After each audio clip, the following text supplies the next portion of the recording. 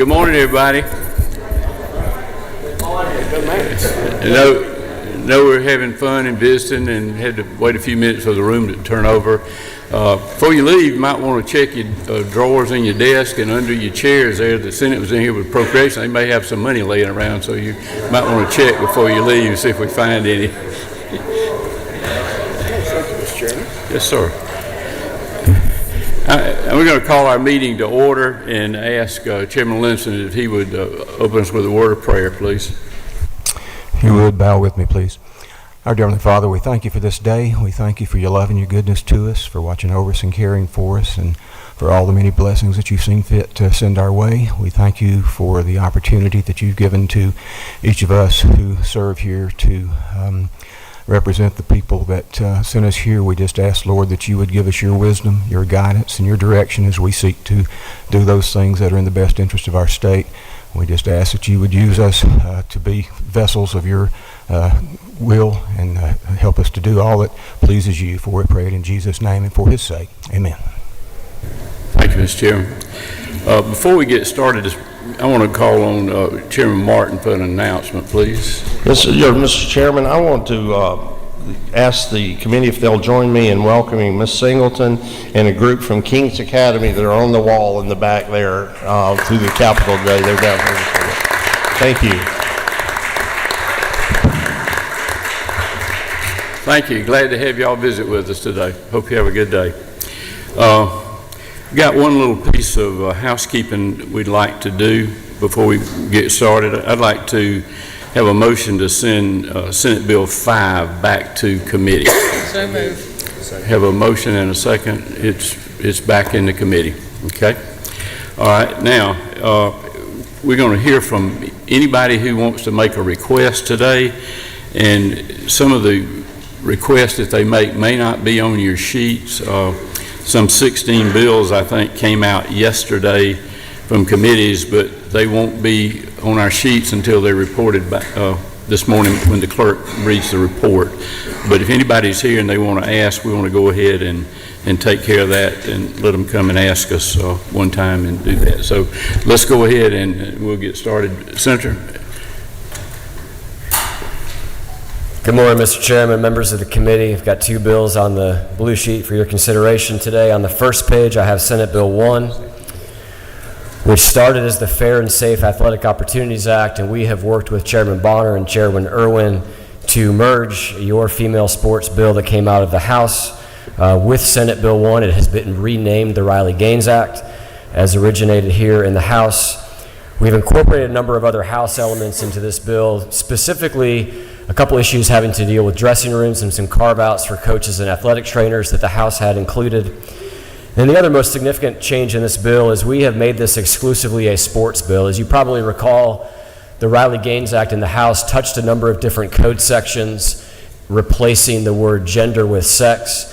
And we have taken those changes out in Senate Bill 1, and Senate Bill 1 exists currently exclusively as a sports bill. Happy to answer any questions on that one, Mr. Chairman, or I can tell you about Senate Bill 140. Okay, Senator, thank you. We do have a question. Whip Park has a question. Thank you, Mr. Chairman. Senator Dolezal, is it not true that there is not a single publicly confirmed instance of a transgender student in public high school sports in the state of Georgia? Good morning, Whip. Thank you for that question. That is true. Due to the good work of Representative Will Wade and Governor Kemp a few years ago, we allowed the Georgia High School Association to make this decision by rule. And so they have made it such by rule that males are only allowed to participate in male sports and females participate in female sports.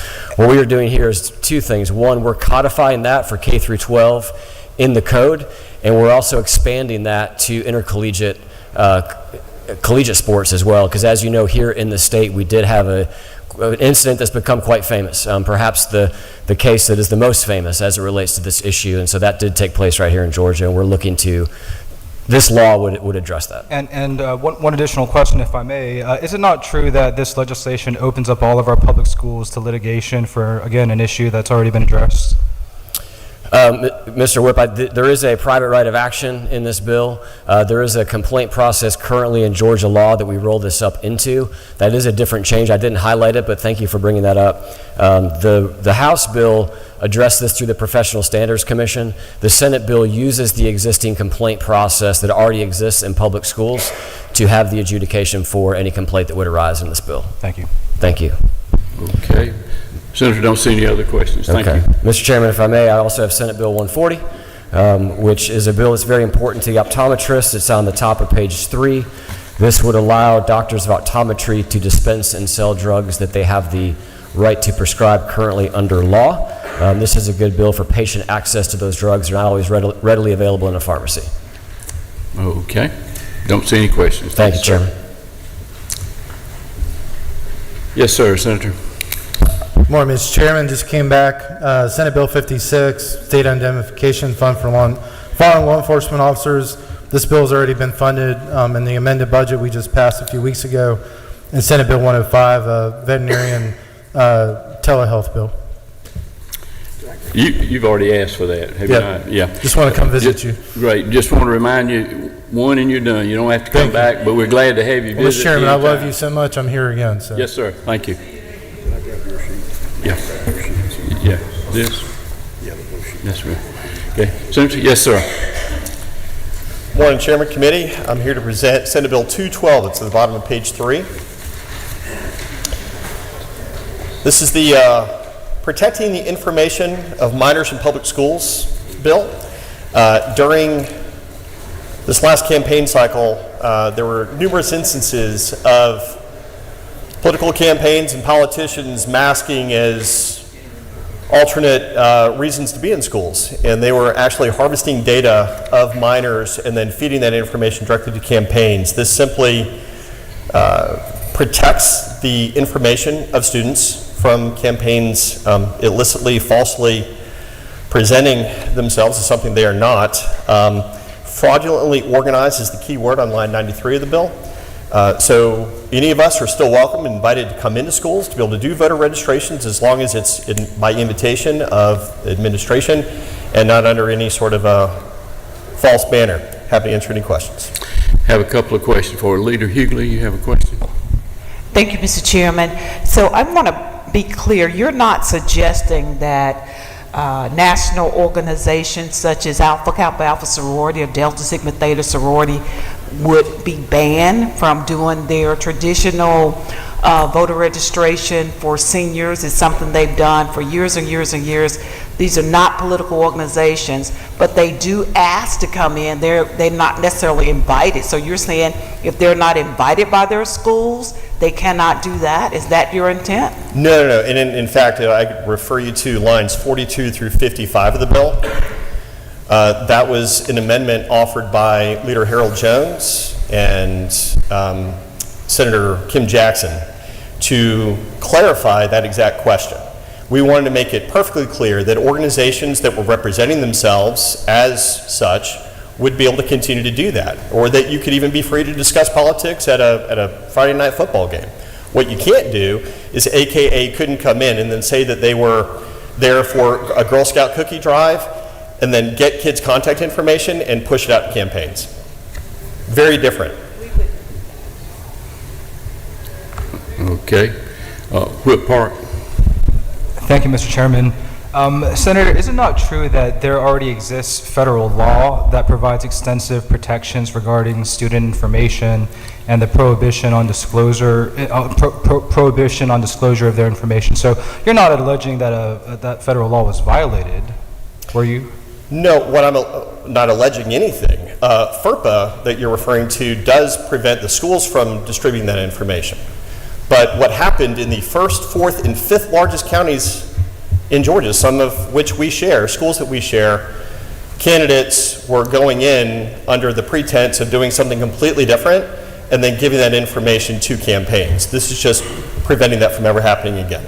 Well, last question. Will this bill in any way, again, I think, my concerns is that it would disincentivize students from engaging in the political process. I think at least my reading of it is that, again, it's going in the wrong direction, which I would otherwise want to see, of trying to empower and educate students to lean in as opposed to being scared of violating state law. No, this doesn't do anything to students at all. This keeps us, the elected officials, or those that are seeking political office, from doing something to be able to harvest child's data and then passing it on to campaigns in a very illicit way. Okay. Representative Evans. Thank you, Mr. Chairman. To the author, I believe in protecting student information, so I don't have any problem with that. I do think there are federal rules that apply for it, but my concern is there are high schools in this state that have young Republican clubs, they have young Democrat clubs, and I'm concerned that the language starting on line 92 is going to sort of open them up to questions, because I'm hoping, and this is a question to you, I assume, and you can let me know if I'm wrong, that you're not trying to stop students from organizing themselves if they want to talk about candidates, but since we've got this line 92 that says no candidate shall solicit any individual to fraudulently organize, aren't we opening up those students who, for their own reasons, because they've read something about a candidate and they want to talk about it at a young Democrat club or a young Republican club, we're opening them up to questioning such that we might quash their enthusiasm for making their voices heard through these clubs, which I would hope you would not want to stop. So if you could speak to any of that, I would appreciate it. No, it's a great question. So, line 92, no candidate, campaign committee, or political action committee shall solicit an individual. That's very different than a club, young Democrats, young Republicans, or anything in between, inviting candidates to be able to come in. Administration has allowed them entry, just as any of us. If you go to visit a school, you're coming in there, you're identifying who you are and what you're doing. This is very specific to a situation where candidates were going in, setting up fake voter registration drives in school systems with the premise that they were coaching students, minors, to set up voter registration drives that were never registered or coordinated with the Secretary of State to actually pass that data on to the State Election Board to register them to vote. Was there any consideration given to safeguards, though, that aren't going to subject students who do organize events on their own to interrogation from the opposite candidate to say, didn't this person ask you to do that? Just calling them in to be subject to extra questioning that those of us over 18 wouldn't be subject to if we were holding events. That's what I'm concerned about. I don't think the word interrogation exists anywhere in this bill. It doesn't. I'm asking, if you set up a framework that you've got on 92 where we're saying a campaign can't solicit a student.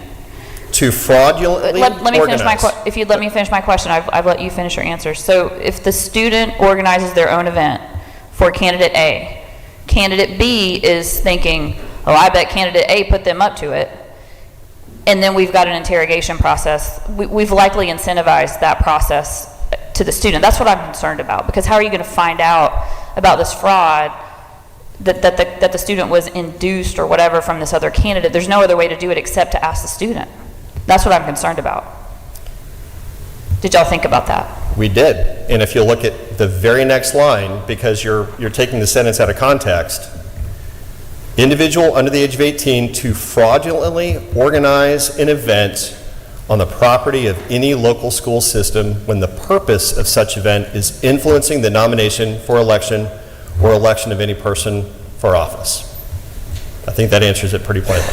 But you do acknowledge that you're saying that right now a student, even under your bill, if it passed, you wouldn't have any problem with a student or a group of students on their own through a young Democrat club or a young Republican club talking about and supporting a particular candidate. That's free speech, and they should be encouraged to do so. Right, and so how are we going to know the difference between when that's happening and when they're being pushed by a candidate to do it if we don't allow someone to ask those students why they're doing it and how they came to do it, and which would potentially chill them from wanting to have these kind of events, which I don't think we would want to do. That's what I'm concerned about.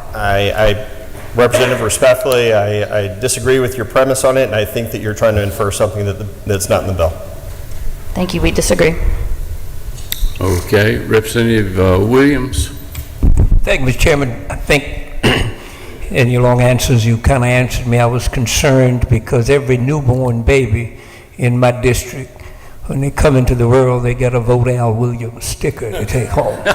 As they should. Name. Okay. Chairman Martin? Just real briefly, isn't it true what you're after is a campaign? Young Republicans, young Democrats can still meet on campus if they do it according to school policies. Isn't it true now that most schools have policies, they don't even allow a campaign sign into a sporting event That's for a 100% particular true. candidate? That's a great point. Thank Isn't you, that Chairman. already the case? Yes, it is. That's their And that will policy. continue. And that will continue. Thank you, Chairman. Okay. Was there another question here? You wave? Okay, good. All right, no more questions. Thank you, sir. Thank y'all. Okay. Senator Hatchett. Thank you, Mr. Chairman. I'll be brief. Senate Bill 40 is a secondary metal recyclers cleanup bill that we need to change some definitions around, and we're removing a sunset on a cash provision. I've got Senate Bill 148, which allows the Department of Education to initiate a pilot program for outdoor education space. And then I've already asked for 141, so I won't ask again, but 141. Thank you, sir. Any questions? Don't see any. Thank you, Thank you, Mr. Chair. Yeah. Representative Cox, what you got? Thank you, Mr. Chairman. It's on the yellow sheet, page 5. It's HR 347. It's about the 5th or 6th one from the bottom. This is an urging resolution for Georgia high schools to start girls flag football, and it has gotten incredible support across the state. Since we dropped the resolution, 34 additional teams have already signed up, and that is the gist of this resolution. Okay. Don't see any questions for you. Thank you, sir. Senator Setzer. Thank you, Mr. Chairman, members of the committee. Senate Bill 36, passed yesterday in committee, will be available after its reading today. It's a bill that takes the same protections for people of faith from unfair federal government action and applies it to the state and local level. That's what it does. Glad to take questions. Okay. Got a question for you. Whip Park. Thank you, Mr. Chairman. Senator Setzler, is it not true that there's a very large distinction between what exists at the federal level and if this bill moves forward, in that this legislation would serve blatantly as a license to discriminate because there are no state-level civil rights protections? Is that not true? Well, you're welcome for having an opportunity to kind of make that talking point. The fact is, this does not do that. What this does is it takes the center road.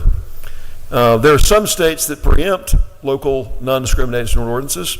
This bill specifically does not do that. This bill takes the center road, it leaves those in place, and simply provides protection for folks who currently, there's a hole in the laws, as you well know, that federal civil rights law applies in every circumstance except with respect to individual free exercise, with respect to state and local governments. This bill simply passes that hole. Senator, I appreciate that talking point, which I disagree with, but is it not true that based on the facts of where we've seen this legislation implemented in other states, it's resulted in broad-based discrimination against marginalized communities, against vulnerable communities, and it's resulted in a lot of chaos with respect to public safety laws and other generally applicable neutral laws? Is that not true? To the gentleman's question, I would love this committee to have the time. It does not have to go case by case by case by case. There's not a single case of that you can point to by state level RFRA in the country. In fact, we were very careful working with the governor's team to pass the exact same language that exists in federal law that's been proven for 32 years, that we would ask for nothing more and nothing less. Appreciate the question. Representative Miller has a question for you. Thank you, Mr. Chairman. To the author, Mr. Senator, as I understand it, there was offered in the committee process an amendment that would include anti-discriminatory language. Did you support that amendment? Yeah. What that amendment was seeking to do was a Trojan horse of an amendment. What it would do is it would completely invalidate any claim of religious exercise against some allegation of discrimination. What this bill does, actually, it's intended to recognize these circumstances. If there's a claim of discrimination, there's a claim of someone's religious rights. It balances those circumstances. To suggest that it's going to be not usable if there's some allegation of discrimination is to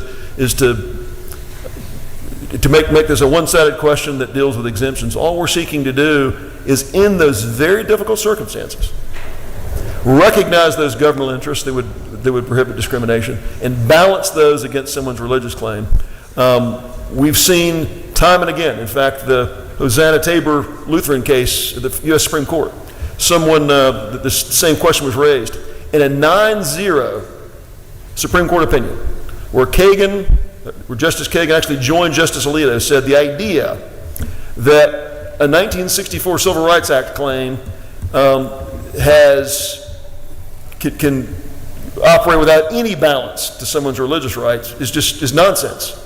Even at the federal level, there's a balancing test. All this bill does is create a balancing test. It's not the exemption you're talking about, and those that propose that are mischaracterizing this as an exemption bill. This is not an exemption bill. It simply gives the proper weight to people's exercise of faith. Okay, well, I just will respectfully disagree with your characterization. My second question is, we have First Amendment protections already in place for religious freedom and to protect religious freedom in this country that are as old as this country is. I'm trying to understand why all of a sudden is that not enough? Great question. We have full federal protections for freedom of speech, freedom of assembly, and freedom of press. But in 1997, when the Supreme Court ruled in the Bernie v. Flores case, protection for free exercise with respect to impacts by state and local governments are not protected by our federal Constitution. That is an indisputable fact, and that's the reason we have this. This is a hole in law that only with respect to free exercise in relation to state and local government is there not federal protections. That's why states specifically have to patch this hole. 39 states have done it. We're one of the 11 that have not, and that's why we have it before you. Thank you. Thank you to the speaker, and thank you, Mr. Chairman. I look forward to looking at that case and, if appropriate, responding in a different form. Thank you. Bernie v. Flores, 1997. I'll find it. Leader Hughley. Thank you, Mr. Chairman. To the Senator, this is not the first rodeo with this, so tell me what has happened in Georgia since 2016 that necessitates that we do this now. Cool. Give me some examples of what we're fixing. Fortunately, in 2018, we had an election where Governor Brian Kemp won by 55,000 votes. When COVID came along, and you look around other states, you look at California in particular, you had a California governor that said people of faith could not sing in their churches because the expelling of vapor from their mouths created too much of a risk of COVID, even if they were socially distanced. You had people of faith in California, for example, who couldn't gather in churchyards. You had people in Mississippi, churches predominantly of color, who couldn't gather in their cars together as a body because local governments tried to shut them down from sitting in their cars to be together as a church body. Fortunately, in Georgia, we had a governor that didn't shut our state down, but we saw during COVID that other states, there were significant impacts on people's basic religious rights. Thankfully, we didn't have those in Georgia, and we're trying to prevent that from happening proactively by putting something in place that other states where religious protections were protected didn't see these kind of violations. But other non-RFRA states we saw with executives who were indifferent to people's basic rights, there were big violations, and we're seeking to prevent that. To the speaker, let me just say that if we're going to talk about COVID, we got to talk about how many people who died because they didn't abide by the rules that were put in place, and they died from singing in the choir right next to somebody else. They died from sitting in the pews. So let's just not go there. Okay. Representative Evans, did you have a question? Wait. Okay. Don't see any other questions, Senator. Thank you. Thank you, Mr. Chairman. Okay. Are there any requests from committee members? Okay, I don't see any. This morning we were just going to do hearings only to have any requests. There'll be more coming out when the clerk makes his report today, and we'll have that.